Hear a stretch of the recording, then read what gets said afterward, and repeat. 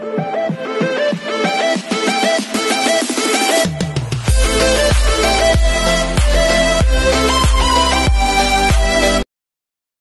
this is Kijipo Vlogs, a Filipino reactor based here in Jeddah, Saudi Arabia, and welcome back to my channel. Agad-agad gawa natin yung reaction video. Ang Ahoof, oh my god, this is something like shocking. Charis, nagulat talaga ako sa atake dito kahapon. Sobrang gulat na gulat ako for today's video. Kasi alam nyo bakit? Oh my God, pinerform nila ang Go Up sa SB19. Nagbigay talaga sila ng respeto. And thank you so much for that. Siguro isa din kasi mga, I really don't know kung paano nila sinet at to, kung paano nila naisip bakit talaga pinerform nila ang Go Up ng SB19. And Go Up is the one of the, hindi naman one, kundi siya talagang pinaka-most special song sa akin. Because if I'm not mistaken, when I started making a reaction video here sa YouTube, I started with the SB19. And then, nang nag-SB19 ako, ang una kong ginawa ng reaction video is yung Bakit Ba Ikaw nila sa mix na performance. And right after that, yung pinaka-unang kanta talaga ng SB19 na ginawa ko ng reaction video, yung sa kanilang kanta mismo, is the Go Up. Like literally the Go Up. So this is very special to me.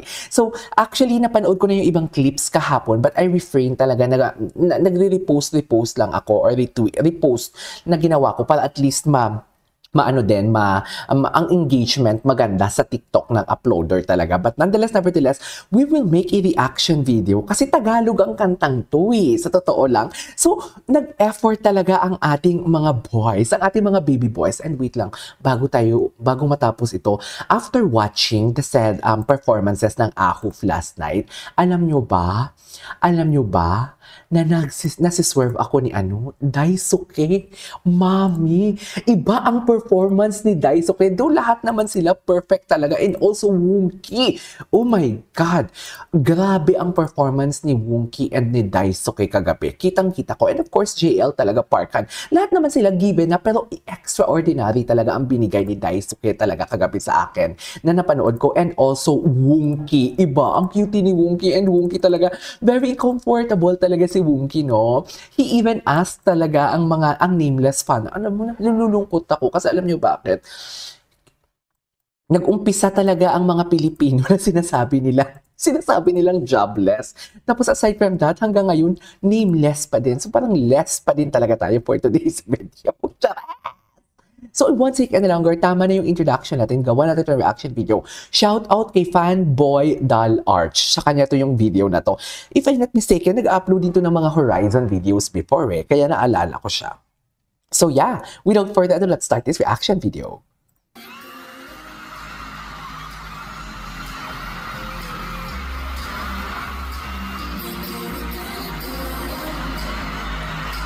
Wow, grabe si Parkhan.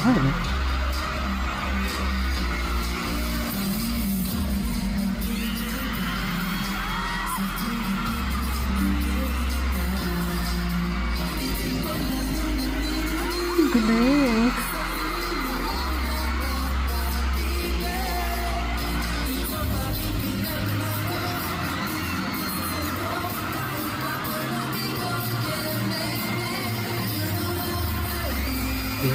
Grabe siya kamay.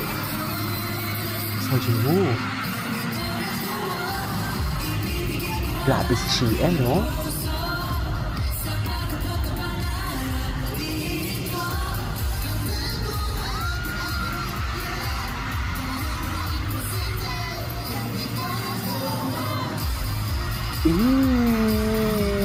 Ang galing nila. Ang galing ni Parkhan. Mamaya na tayo gumawa ng reaction video. Bigat! Look at Daisuke. Nakikisabay talaga siya sa kanyang mga kuya for today's video.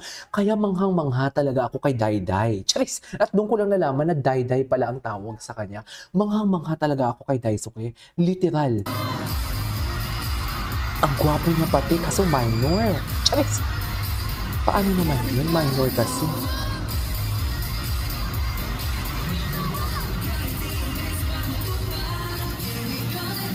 Gwapo ni JL. Si June ang umatake dyan sa party Philip.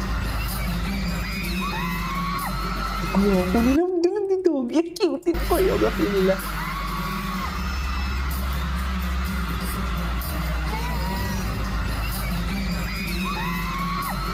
Ang hot ni Steven. Oh my God. Gwapo ni Parkan, no? Wait lang, please i-comment nyo nga dyan sa baba. Ang gwapo talaga ni Parkan in person. Kasi ang gwapo-gwapo nilang lahat eh. Sino talagang pinakagwapo in person? Can you explain to me kung ang itsura nila sa pinapanood natin, parehas na parehas talaga sa in person or mas gwapo talaga sila in person? Can you just i-share niyo naman yung thoughts and opinions ninyo? Ang gwapo nila. Gwapo ng ano nila dito, atake.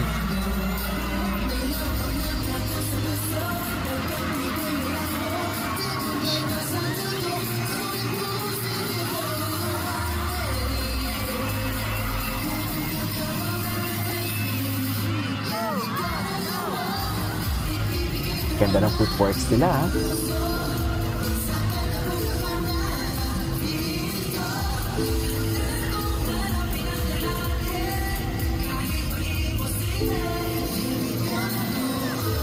Wow! Wait. Atake si Sang Shuaibo doon. Atake si Shuaibo. Oh. Ang gwapo ni Yuki.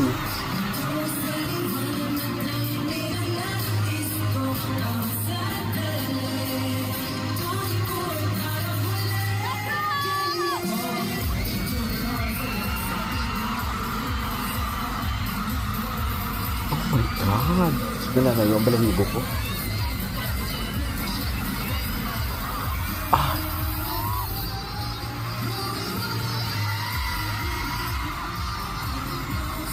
Ganda ng party Parkan. Alam mo, dito sa mga fancam na nakikita ko or sa performances nila, dito ko lang nalaman talaga na parang si Parkan pala talaga ang belter sa kanila pagdating sa vocals. Doon ko lang na-realize na, ay oo, si belter pala talaga siya.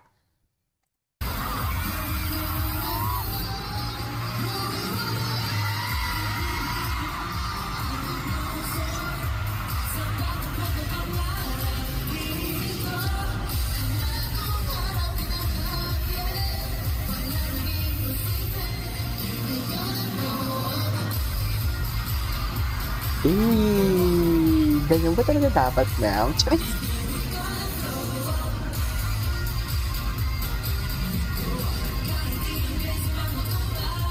There we go out. Nice! Oh my God, I love it. Dito sa part na nag-ano si... Tingnan ko nga, ito yung pinakagusto kong part talaga.